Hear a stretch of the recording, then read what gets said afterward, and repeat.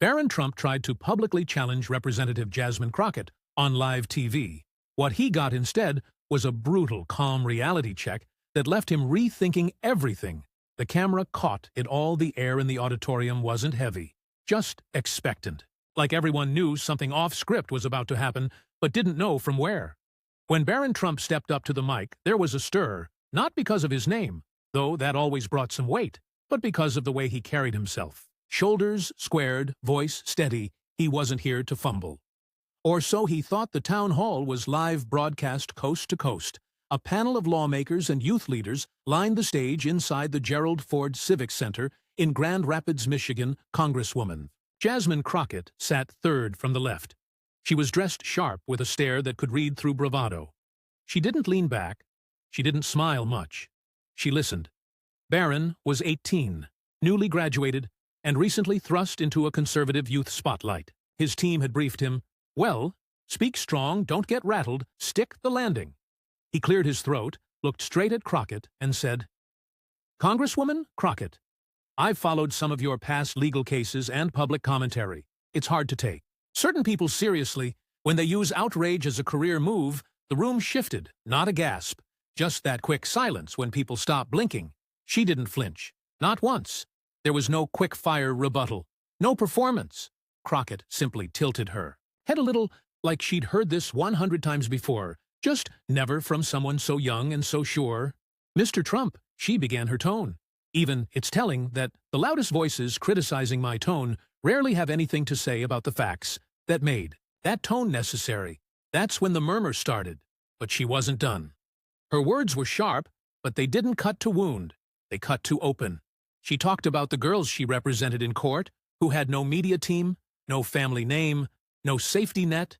She brought up a 12-year-old client she defended in Dallas, who had been suspended for talking back to a teacher, only to later find out that teacher had been recorded mocking the student's dialect. She recounted how outrage wasn't a career move. It was survival. You call it outrage. I call it using the tools I have to defend those who have none. And you, standing where you are, should be asking why so many people still need defending. Barron blinked. This wasn't the exchange he'd practiced for. He tried to respond. "I'm just saying." But she interrupted without raising her voice. "No, you're not just saying, you're performing. And, unfortunately for you, I don't give out standing ovations for weak scripts. The audience didn't erupt. That would have cheapened it. Instead, they sat stunned, watching a boy with a famous last name get humbled. Not by insults, but by intelligence wrapped in restraint. The moment traveled fast. By the time the segment ended, clips had already hit Twitter, TikTok, and every group chat that lived for political drama. The headlines wrote themselves, but they missed the nuance. This wasn't about dunking. It wasn't about dominance. It was about what happens when someone used to control walks into a space where that name doesn't protect them because Crocker didn't attack him. She exposed the thinness of his argument without once turning mean.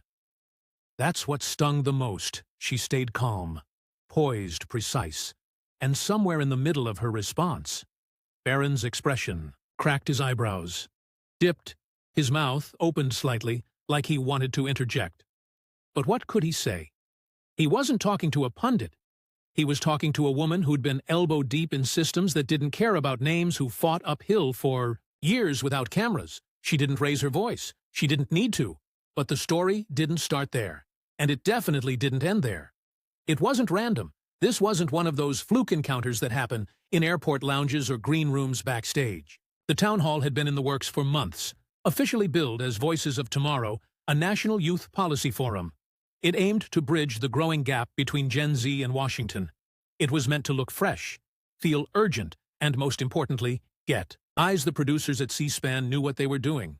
They wanted headlines, sure, but more than that, they wanted something raw, something that didn't look prepackaged, so they did what they thought would create sparks.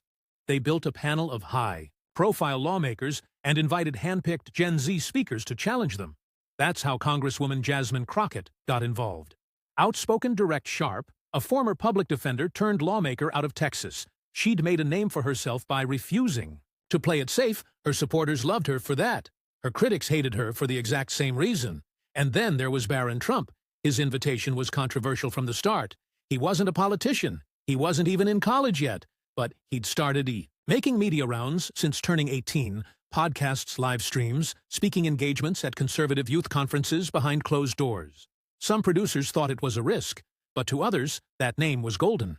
It guaranteed eyeballs. The pitch was simple. Put him on stage as a voice of young conservatism. He agreed reportedly against the advice of a few family insiders. They warned him that policy forums weren't rallies, but Barron was confident. Maybe too confident he'd grown up in rooms where most people nodded before he even finished speaking. That's not how things worked in this room. The forum was held in Grand Rapids, but it wasn't limited to Michigan issues. Questions ranged from climate policy to free speech, digital privacy to criminal justice reform. There were 4 politicians on stage, each was fielding most of the heat, and it was clear early on she wasn't ducking anything. Barron's moment came about halfway through the program, but before that, he'd already been posturing a bit, scribbling notes, whispering to a handler seated behind him, glancing toward the camera between responses. If you were paying attention, you could tell he had something planned. The young man sitting next to him, Elijah Moreno, a 19-year-old student organizer from Fresno, tried to whisper something to Barron. During a commercial break, something about easing up and letting the conversation flow. Barron waved him off. "I got this," he said. Cameras didn't catch that part, but a few audience members later confirmed it. Meanwhile, Crockett was holding her ground. With precision, when asked about the tension between police unions and reform advocates, she didn't pander. She talked about contracts. She talked about civilian review boards. She didn't play to the camera. She played to the facts. Barron had been watching. Waiting, he wasn't brought in as a disruptor, but that's what he decided to be. Whether it was pride pressure or plain performance, no one knows. But when he took the mic and aimed directly at her, he didn't ask a question. He gave a speech, a short one, but laced with condescension. He mentioned her track record of outrage, accused her of being louder than effective, and questioned how her legal background translated to real policy. It wasn't subtle. It was built for social media clips, short, sharp, provocative. The room didn't boo, but something changed. Crockett sat still. Her expression didn't flicker. She waited for him to finish in that silence. Something important happened. It became clear, at least to the viewers at home, that this wasn't 2 equals trading views. This was a young man trying to throw a punch with his father's shadow behind him, and a woman who'd been in too many real fights to flinch. But what came next wasn't a political rebuttal. It was something far more calculated. He knew the moment was his. The cameras had already started tightening their frame around him. The moderator gave a small nod. Barron adjusted his jacket sleeve like he'd seen his father do. 1-0-0-0 times on stage. Then he stepped forward. He didn't stumble. That much was clear. His voice was calm, steady, almost rehearsed.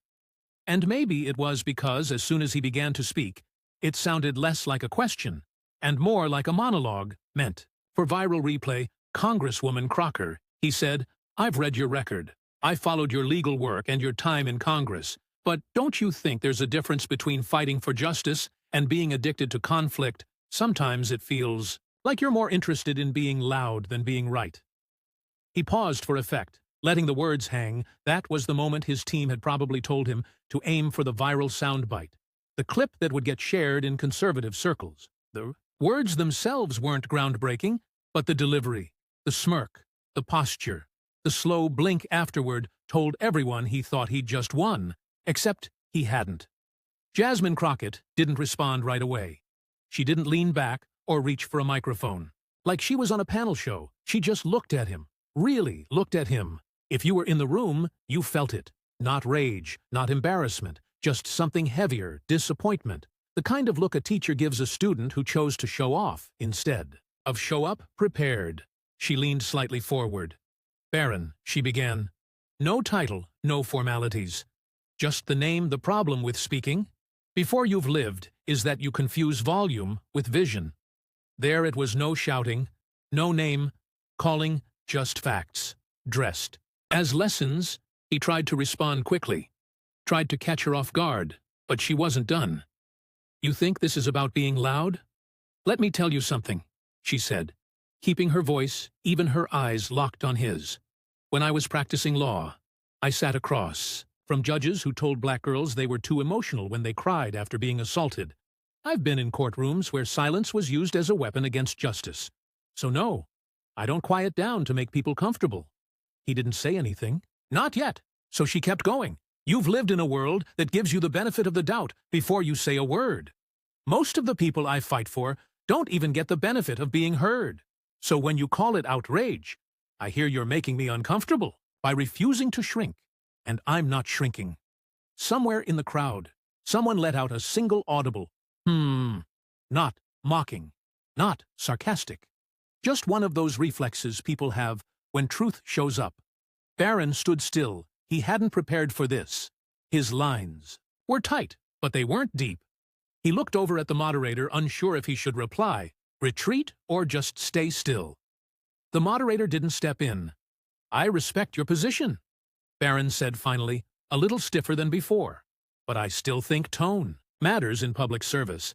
That's when Crockett delivered the line that would be clipped and reposted for weeks. You care about tone because you don't know what it feels like to need content. No shouting, no finger pointing, just that calm, sharp rhythm. The kind of delivery that makes it past politics and lands somewhere in your gut. And in that moment, it wasn't just about him anymore.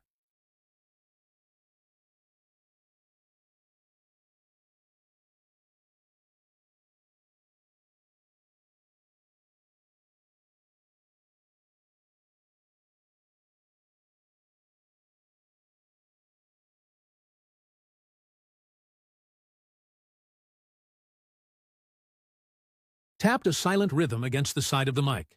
Crockett stayed centered, anchored. Her voice had weight. Not because it was loud, but because it didn't try to impress. She wasn't selling anything. She was explaining a life he hadn't lived. Tone, she repeated gently, as if the word itself had missed the point. You brought up tone, but tone didn't get me through law school while working night shifts. Tone didn't help me sit with parents who just lost their child in a traffic stop. And it sure as hell didn't keep me calm when a day accused a teenage girl of acting grown because she wore lip gloss to school. Now her hands moved just slightly. One hand rested on the table in front of her. The other traced a line in the air as she made her next point. Not dramatic, intentional tone is a tool people reach for when they don't want to deal with the substance. I'm not here to sound nice. I'm here to tell the truth. Barron didn't interrupt, whether it was respect, discomfort, or calculation.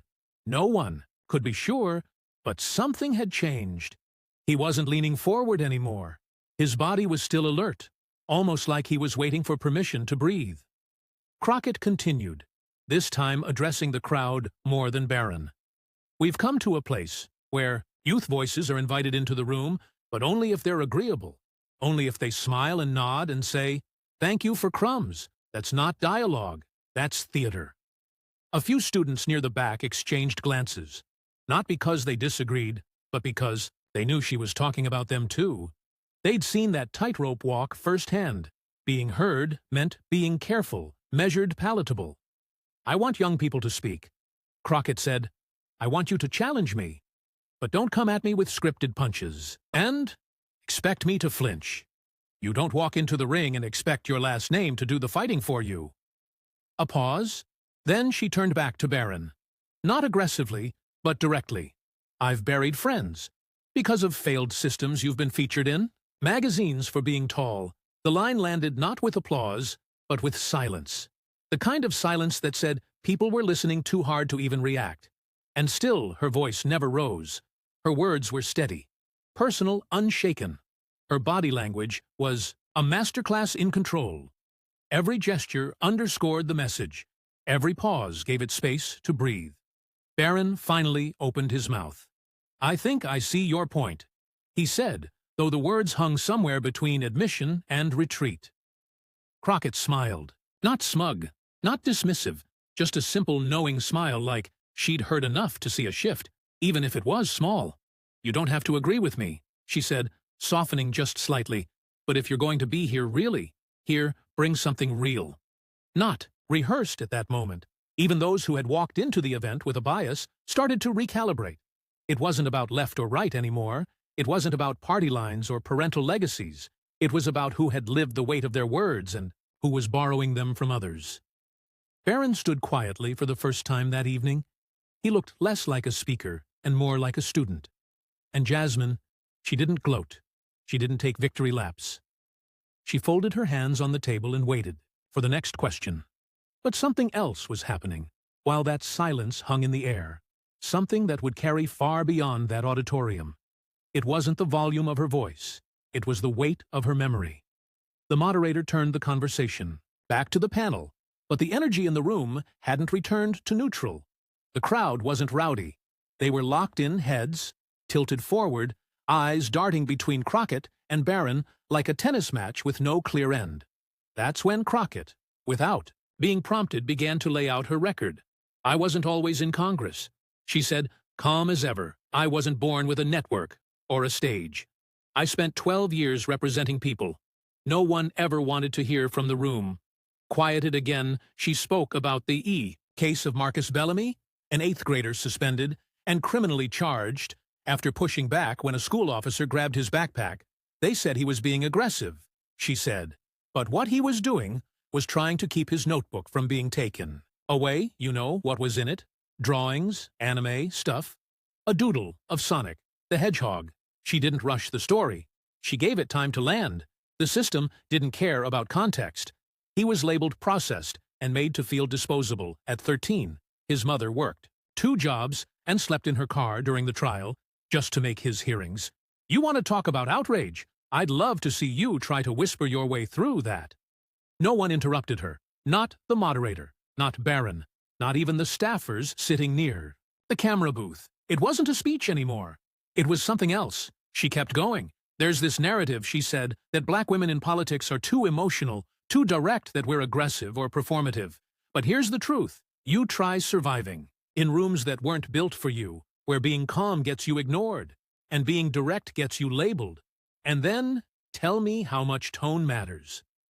She turned again, slightly, just enough to face Barron without locking him in. "You came here with a strategy. You thought if you provoked me, I'd prove your point for you. But what you didn't count on was how much discipline it takes to hold fire without letting it burn the whole building down." Barron swallowed this time. Visibly, there was no smirk, no nod of acknowledgement, no clever one-liner waiting, just the quiet stillness of someone beginning to realize he brought a water pistol to a forest fire. Crockett leaned in again, just slightly. "You want to lead? Then ask better questions. Not the kind that get you likes, but the kind that keep you up at night. Ask yourself who you're willing to lose votes, or ask what you'd risk your career for, and if the answer is nothing, then you're not ready." That line stuck, even. The older members of the audience, congressional aides, invited guests, retired teachers began to shift in their seats because what Crockett was doing wasn't a takedown. It wasn't revenge. It was mentorship delivered through truth that didn't sugarcoat. And it didn't end with Barron. She opened it up. I say this to every young person watching, not just the ones with famous last names. Don't waste your voice trying to sound important. Use it to say something important. She sat back. Then let the silence settle in again. The moderator looked stunned. Not because he disagreed, but because moments like this weren't supposed to happen on live TV, not with time limits, pre-planned graphics, and commercial breaks queued up. But no one dared cut to an ad. Barron adjusted his mic again. He looked down briefly, then up. "I didn't mean any disrespect," he said, voice lower. "Now I thought I was coming in prepared." I see. I missed something." Crockett didn't smirk. She didn't soften too much either. "Then take that and grow," she said. "The mic doesn't make you. Right listening might." But by the time the next panelist spoke, the internet had already decided whose voice carried louder. Even in a whisper, you could feel it. The tone had changed, not just between them, but across the entire room. What started as a tightly scripted forum had cracked open into something much messier, much more real. And Barron Trump, standing at the center of it, was no longer performing. He was processing. The tension hadn't disappeared, but it had evolved. Crockett's words didn't just land. They lingered. Her stories weren't abstract talking points. They were rooted in people, in memories, in systems that had names and paperwork and pain attached. There was no way to clap back at that with statistics or a pre-written retort. This wasn't a debate. This was experience standing toe-to-toe with assumption. Barron sat differently now. He was still upright, still composed, but the edge was gone. Gone was the stiffness in his shoulders. Gone was the cocky glint in his eye.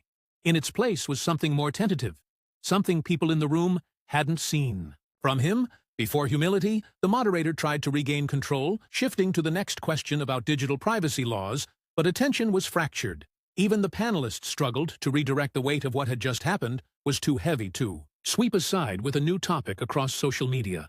Clips had already taken off. Not flashy ones either. The quiet exchanges, the pregnant pauses. Crocker saying, "The mic doesn't make you right." Barron's response, "I see, I missed something." Those fragments were spreading because they felt like something rare. Truth breaking through format. A producer backstage whispered into the moderator's earpiece. They were running long, but nobody wanted to cut. The moment the story had shifted, and see.